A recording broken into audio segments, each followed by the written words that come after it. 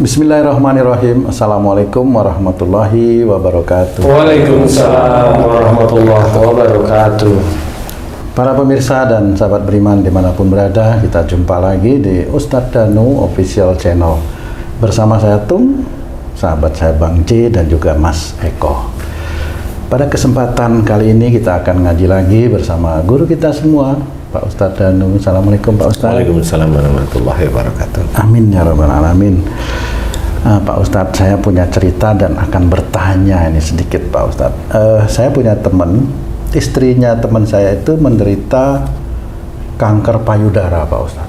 Dan itu metastasenya sampai ke paru-paru. Jadi paru-parunya sudah terkena akibat kanker payudaranya tersebut. Padahal itu istri teman saya tidak merokok Pak Ustadz. Suaminya juga nggak merokok gitu ya, kelihatan tidak merokok. Kenapa bisa sampai terjadi kanker payudara tersebut Pak Ustadz? Dan metastase lagi ke paru-paru gitu. Ya Pak Tung, kalau kanker payudara itu saya punya teman. Berarti seumuran nih? Seumuran. Sejak tamat SMA, dia sudah kena kanker payudara. Belum nikah? Perempuan, belum nikah. Oh, meninggal Ji. Akhirnya meninggal umur sekitar 54 sampai 50. Jadi dia SMA kena kanker payudara. Iya. Tapi meninggalnya setelah Umur 40-an. wah, Sempat nikah Ji? Enggak. Oh, enggak nikah. Ini malah berdua, adiknya juga sama. innalillah. Tapi adiknya belum meninggal. Oh gitu. Kok belum Ji? Itu serem banget ya. Ada dua kejadian Pak Ustadz. Kenapa Pak Ustadz bisa begitu ya? Iya.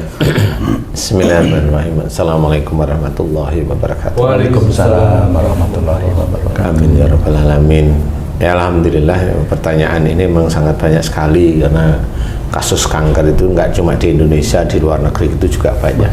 Dan sampai sekarang itu belum ketemu solusinya. Obatnya ada untuk bukan pencegah ya istilahnya, biar tidak Menghambat begitu. Ya, menghambat biar kanker itu sendiri tidak menyebar atau bagaimana. Nah, saya akan memberikan gambaran dari beberapa pasien-pasien yang sering saya tangani, yaitu kanker. Relatif persentase besar itu kanker payudara pada wanita di umur di bawah 50 tahun, 47, 45, 40 tahun atau di bawahnya itu kecenderungannya insya Allah dia itu sering menyimpan marah kepada orang tuanya. Orang tuanya. Itu sering menyimpan marah kepada orang tuanya. Kalau dia juga udah punya suami dan pada saat dia terkena kanker, dia sudah punya suami, nah ada dua kemungkinan. Kemungkinan pertama dengan orang tua, kemungkinan kedua dengan suaminya. Marah yang disimpan, rata-rata marahnya yang disimpan, rata-rata ya. Nah, bagaimana seperti itu? Jadi begini, selama ini kan kasus kanker itu tidak ketemu dari mana munculnya kan gitu. Tapi sebenarnya kalau boleh saya memberikan gambaran sedikit dari tentang ayat Quran, ringan sebenarnya. Apa dari satu ayat, wa ma asabakum min musibatin fa bima kasabat sayyidikum. Apa saja musibah yang kau terima itu disebabkan dari buah tanganmu sendiri. Dan Allah senantiasa mengingatkan kita dengan ayat tersebut. Nah, kemudian juga ada hadis yang bunyinya la taghdab walakal jannah, jangan marah bagimu surga. Sebenarnya kalau kita itu mau memahami jangan marah bagimu surga itu harus kita praktekkan di dalam kehidupan sehari-hari, bahwa nantinya seseorang yang memang tidak marah, kalaupun ada marah dia sendiri istighfar, mohon ampun kepada Allah Ta'ala. Dan kalau dia marah dengan seseorang, diselesaikan tabayun atau sesuatu yang menjadikan dia tidak nyaman, tersinggung dan sebagainya, dia serahkan kepada Allah Ta'ala. Nah, dia belajar untuk tidak marah di situ. Seseorang wanita yang marah, yang disimpan, khususnya ini yang disimpan ya, ini mudah sekali terkena kanker. Kalau di umur dia itu di bawah 50, di bawah 45, di bawah 40, relatif insya Allah ini ada kasus atau marah dengan salah satu orang tuanya atau dua-duanya dengan orang tua. Insya Allah seperti itu, karena kasus-kasus yang saya tangani tentang kanker payudara hampir semuanya, hampir 100% mirip, yaitu memang benar dia menyimpan marah dengan orang tuanya. Satu kasus menyimpan marah dengan orang tuanya umpamanya seperti ini. Dia sekolah nih, lulus SMA, diterima di perguruan tinggi negeri. Kemudian ayahnya umpamanya tidak setuju, dia disuruh umpamanya sekolah di sekolah tinggi pemerintahan dalam negeri, SPTPDN ya, seperti itu umpamanya ya. Atau sekolah yang berhubungan dengan apa namanya pemerintahan lah istilahnya. Nah, ini dia sudah senang karena dia memilih fakultasnya, senang, kemudian suruh pindah oleh orang tuanya.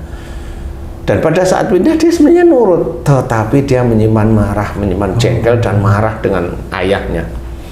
Menyimpan jengkel dan marah inilah, dan itu berhari, berbulan, bertahun, yang sebenarnya orang itu akan lupa bahwa dia itu melakukan salah dan dosa.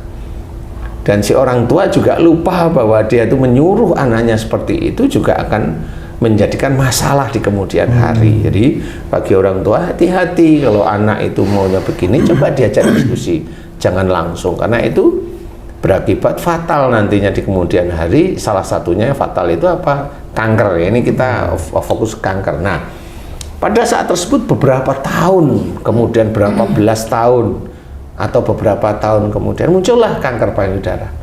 Sebenarnya awal munculnya kanker itu awalnya adalah menyimpan marah, intinya malah di paru sebenarnya. Jadi marahnya dia itu di paru. Jadi intinya kanker itu malah di paru. Kemudian karena bertahun-tahun dia tetap marah, kemudian dia juga tidak pernah meminta maaf sama ayahnya dengan proses itu. Enggak salah menurut saya, secara manusiawi enggak salah. Tetapi di hadapan Allah kan dicatat itu. Kemudian dia tidak meminta maaf dengan orang tuanya, kemudian imannya mulai bertambah. Imannya mulai bertambah, ibadahnya mulai bertambah, ketakwaannya mulai bertambah. Titik itulah oleh Allah Ta'ala diingatkan bahwa dulu masih ada salah dan dosa. Salah satunya adalah dengan kanker payudara tersebut. Dimunculkan oleh Allah Ta'ala. Biasanya kalau dia yang benar, biasanya loh ya, itu nanti sebelah kanan kanker payudara. Tapi tetap kanker namanya. Tapi tetap kanker. Astagfirullah. Iya loh ya. Jadi gitu. Kalau mamanya ini salah satunya ya. Kemudian ada lagi mamanya marah dengan orang tua gimana nih? Mamanya nih pada waktu muda dia lulus SMA, dia disuruh nikah sama bapaknya. Suruh nikah, kamu untuk berbakti kepada dirimu, kamu nikah dengan orang yang aku tunjuk, mamanya. Dipaksa nikah. Nah, saya tidak tahu mamanya bapaknya itu karena apa, nggak tahu. Padahal saudara-saudara yang lain menikah itu milih sendiri. Sudah dia seperti, nah ini mbak-mbak yang seperti ini kecenderungan kan jengkel dan marah. Selama dia itu menikah dengan laki-laki itu kan marah terus sama orang tuanya. Belum lagi nanti dia marah, bukan persoalan masalah dengan masa dinikahkan atau suruh sekolah, gara-gara dia disuruh ngerjain pekerjaan rumah sehari-hari aja, itu bisa marah dengan ibunya. Bener ya. Itu saya tanya kenapa begitu, Mbak? Masih muda menurut saya. Karena sejak kecil saya tuh yang disuruh terus-menerus sama ibu saya. Oh, yang lain enggak? Yang lain tuh enggak. Kalau yang lain tuh yang ringan-ringan.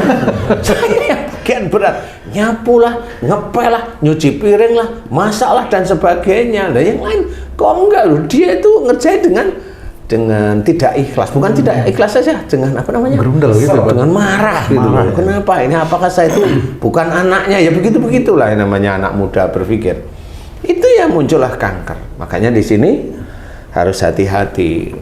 Ya, bagi orang tua harus hati-hati, tidak boleh seperti hal tersebut. Nah, bagi anak juga belajar ya.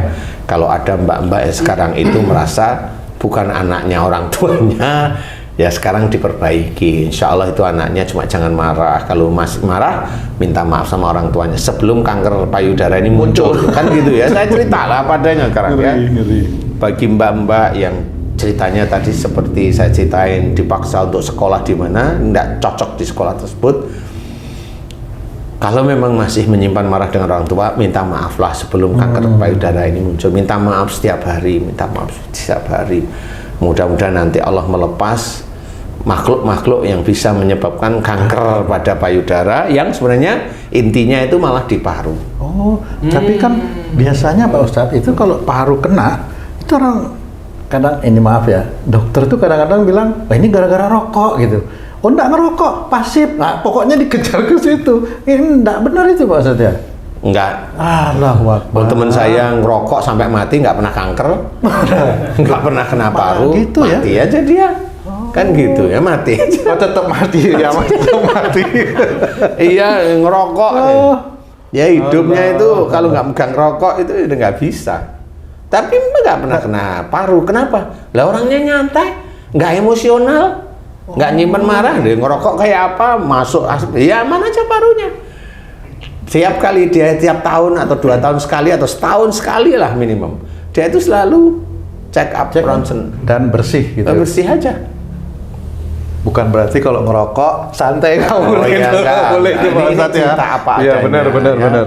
Kalau ya sebenarnya di titik itu, jadi marahnya. Nah teman saya enggak, dia enggak pemarah, dia nyantai orangnya, selengean, nyantai aja.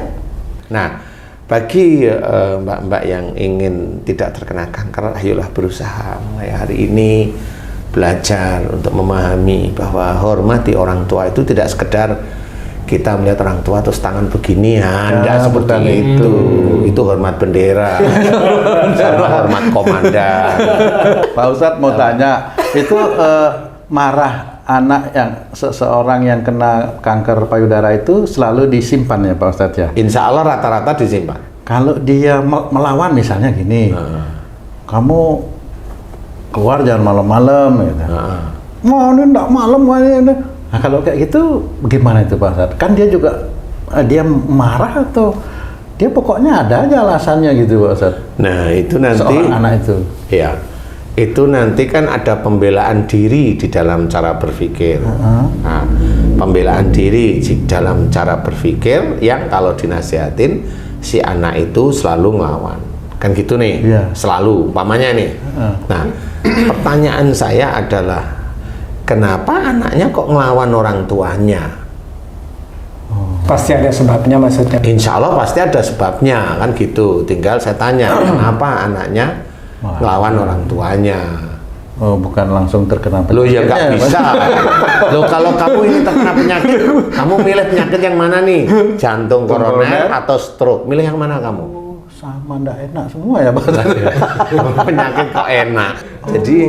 Jadi si anak yang seperti itu harus diurut. Nah ini kan cerita dari kamu nih ceritanya. Betul. Kamu harus tahu kenapa anak ini. Apakah orang tuanya yang sama seperti si anak, punya tipikal yang frontal seperti itu? Apakah si anak itu ngerti kesalahan orang tua atau bagaimana nih menurut Orang tuanya frontal. Orang tuanya frontal. Turunannya lebih frontal lagi atau bisa direm sebenarnya itu Pak Ustadz? Itu kalau orang lain biasanya turunannya itu lebih frontal. Tapi kalau kamu nggak frontal sebenarnya. Kalau orang lain itu biasanya lebih frontal daripada orang tuanya. Nah, khusus untuk kamu turunanmu nggak frontal sebenarnya. Tapi kalau mamanya anakmu itu kamu anggap frontal, berarti yang paling frontal siapa? Bapaknya. Bapaknya berarti. Kan enggak gitu urutannya. Itu. Kamu mintanya gimana sekarang? Kan saya tanya ya. Kamu mintanya gimana? Oh gitu. Iya, biasanya seperti itu. Jadi si anak ini bagaimana? Nah itu bukan persoalan yang harus anakku yang salah. Ya tidak bisa seperti itu. Orang tuanya harus belajar bagaimana. Ya. anak kok seperti itu ya enggak cuma introspeksi, melakukan aktivitas yang menjadikan baik di hadapan Allah. Karena nanti kalau menjadikan baik di hadapan Allah Ta'ala itu mudah-mudahan anaknya nanti dirubah. Kayak umpamanya ini kamu nih, kamu kan berdoa agar anak kamu soleh atau soleha, kan begitu. Tapi kalau doa kamu anak soleh atau soleha tapi kamu itu belum soleh, ya nggak ketemu. Nggak bisa lepas doa nggak begitu. bisa gitu. Bisa aja anakmu itu umpamanya hormat dengan kamu, belum tentu itu dari doamu. Bisa aja gara-gara anakmu kamu santrenkan. Nah, dia belajar di pesantren itu. Oh gitu. Iya, saya di pesantren ini belajar, di keluarga ini kok enaknya gini. Oh berarti selama ini saya salah. Nah di titik itulah dia belajar karena hidayah Allah melalui keluarga yang di situ. Ya. Seperti itu. Berarti kasusnya sama dengan yang terkena kanker payudara ya Pak Ustadz. Orang tuanya juga harus introspeksi diri. Iya, itu. tetap harus introspeksi diri. Jadi nggak boleh merasa bahwa orang tua itu selalu benar. Yang benar itu Allah. Hanya itu aja. Berarti kalau kita bagaimana anak ini berbakti tadi yang dari contoh Ustaz tadi bilang dia bakti sama orang tua, jadi dia nurut nih dinikahkan. Ustaz tadi bilang kalau dia ikhlas aman nih. Tapi kalau dia nggak ikhlas nggak aman.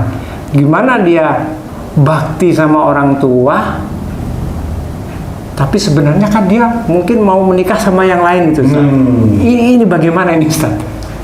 Lah kok tanya sama saya? Tanyalah ke anakmu. Cara anaknya ya Ustaz. Cara anaknya gimana cara anaknya? Cara anaknya biar nggak marah gitu Ustaz. Oh cara anaknya. Ya sebelum ngomong ya bilang marah itu dosa ya nak. Bilang Gitu ya, benar.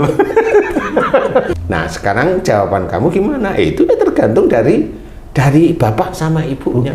Bapaknya banyak ikhlasnya nggak dia melakukan sesuatu kegiatan sehari-hari, baik itu di pekerjaan maupun di dalam keluarga. Ibunya sama, banyak nggak dia keikhlasan yang dilakukan sehari-hari untuk menjadi istri dari suaminya. Bapak ibunya banyak nggak keikhlasan yang diberikan pada orang tuanya. Nah dari titik ini ada kesimpulan menurut saya. Ini menurut saya nih kan, kalau menurut Allah kan nggak tahu saya. Menurut saya ada sisi baik dari bapaknya, ada sisi baik dari ibunya. Nah anaknya relatif biasanya agak banyak nurut. Oke, berarti nggak bisa dipotong separuh dari kejadian ini. Anaknya harus bagaimana? Nggak bisa. Kan nggak bisa. Ada takdir sebelumnya. Itu kan menguji. Umpamanya kamu dulu tuh ngeyel dengan orang tuamu. Kalau anakmu ngeyel normal. Nah, kenapa harusnya umpamanya dia itu bisa hormat karena dari sisi agama faham? Kenapa dia berani melawan omongan orang tua? Kan begitu. Nah, kalau memang kayak kamu, gimana anak itu bisa ikhlas dengan anak? Tinggal bapak ibunya gimana? Dia mengerjakan sesuatu keadaan, baik keadaan sehari-hari suami istri maupun dengan si suami istri dengan orang tua, dengan mertuanya, ini bagaimana? Kalau dia itu dengan orang tuanya baik, suami istri baik, insya Allah anaknya itu di lingkungan itu aja. Bisa aja umpamanya anakmu itu, anakmu itu mau kamu nikah sama iya pak, kan seneng kamu. Iya benar. Kok anakku mau tak jodohin? Kamu pengen ngerti rahasianya? Nggak tahu, anakmu belum punya pacar. Nah, pantesan mau kan? Iya. Lu kan nggak ngerti. Tapi coba tanya, kamu punya pacar? Enggak ya? Lu kan bener. Kebetulan nih. Nah iya, itu tergantung. Makanya kalau memang orang tuanya tadi baik, kemudian suami istri juga baik, ke orang tua, ke mertuanya baik, kemudian ke sehari-hari baik, insya Allah anaknya itu diambilkan yang gampang-gampang kok. Tapi kalau setiap hari tuh ngeyel, dikasih tahu ngeyel, merasa apa tuh bener sendiri ya. Lah kan nanti anaknya pasti punya sifat bener Sendiri. Iya. Kadang-kadang dia ngajak saudara yang lain. Jadi benar berame-rame. Jadi ayahnya dihajar sama anak-anaknya gitu. Makanya ini adalah ilmu sebenarnya. Jadi Allah. ilmu yang bisa kita pelajari dan kita itu jangan melakukan hal-hal tersebut. Ini ilmu adab, ilmu akhlak. sifat perbuatan yang tidak baik yang sebenarnya itu bisa diturunkan oleh Allah Ta'ala pada anak cucu kita sebenarnya. Cuma orang nggak mau taunya dia itu kalau udah sholat udah nomor 1 aja. Kalau dia udah puasa udah masuk surga nomor 1 aja dia. Kan nggak seperti itu. Makanya kita harus belajar bahwa tuh anak atau cucu kita itu ya kita set dari kita sendiri. Kesolehan anak kita itu yang kita set dari kita sendiri. Tidak ada yang instan. Kita punya sifat apa, di situ akan diturunkan oleh sifat tidak baik itu, diturunkan oleh Allah Ta'ala lebih kepada anak kita. Lebih biasanya. Baik itu keburukannya lebih, Ya. kalau kebaikan dari Ya, Allah. bisa dilebihkan oleh Allah Ta'ala. Bisa dilebihkan oleh Tapi juga jangan diaku-aku bahwa oh itu kan pandainya saya gitu. Ustadz nih, menyambung kanker payudara nih Ustadz. Sejelek-jelek anak hampir dikatakan pasti orang tuanya menyayangi Ustadz. Karena anak adalah dambaan orang tua. Seringnya anak ribut dengan orang tua Ustadz, baik dalam keadaan ringan, sedang maupun berat Ustadz, orang tuanya pasti memaafkan Ustadz.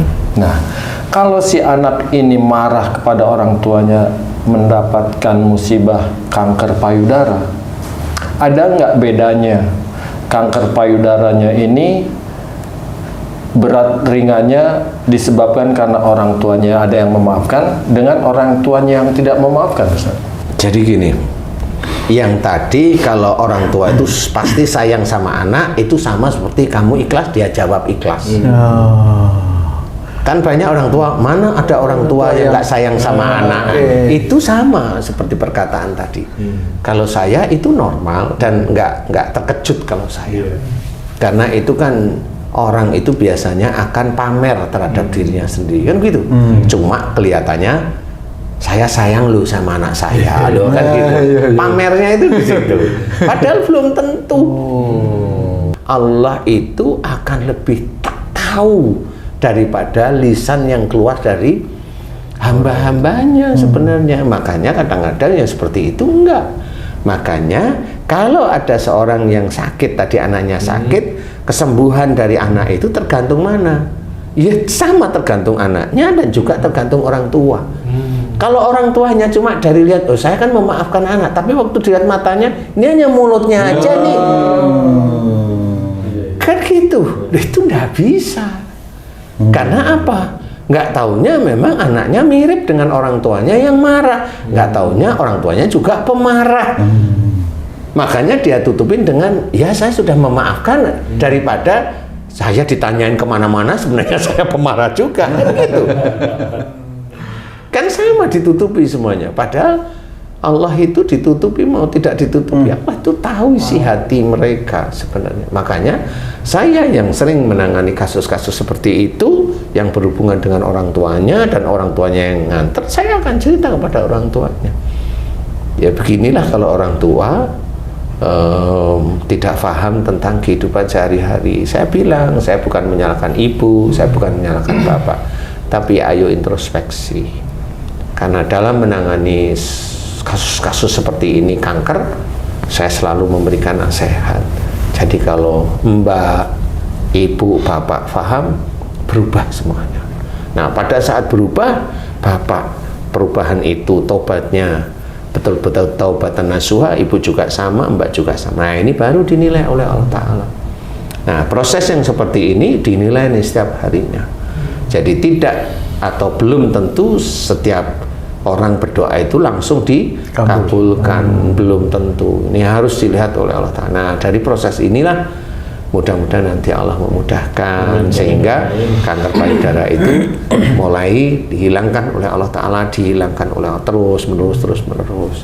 Insya Allah itu bisa diberi kesembuhan oleh Allah. Nah begitulah insya Allah bagaimana kita mengetahui munculnya kanker payudara.